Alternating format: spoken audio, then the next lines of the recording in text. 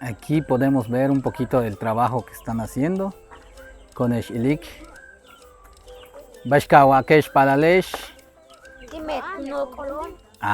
Chumalo, bello, malo. ¿Qué tal amigos? Hoy estamos otra vez aquí en la comunidad de Tishualactún, trabajando con los niños de la comunidad en el proyecto Conectando Generaciones Voces Mayas Animadas, como ustedes ven aquí atrás. Pues estamos trabajando con ellos varias actividades. Hace un momento trabajamos lo que es el alfabeto maya para que los niños que son maya hablantes pues aprendan un poquito a escribir la lengua maya. Ahorita estamos trabajando un poquito de actividades con papiroflexia y bueno, así poquito a poco vamos trabajando con ellos.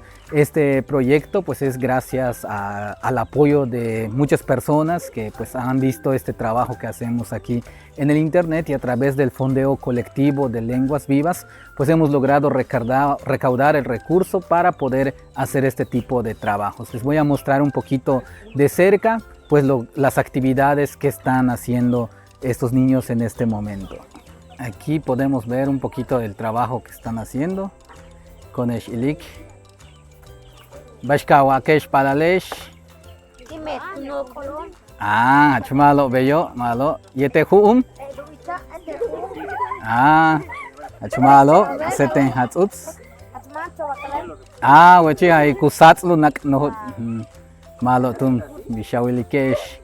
Aquí están los niños trabajando. El papiroflexia.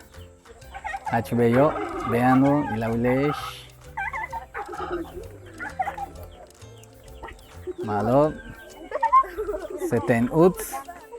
¿Quieres ponerlo otra tira? Porque se van a... No, con el papel que te sobró. Dale una carita. Con el papel que te sobró. Agarra un pedacito de la amarilla y le haces una carita así. Grande.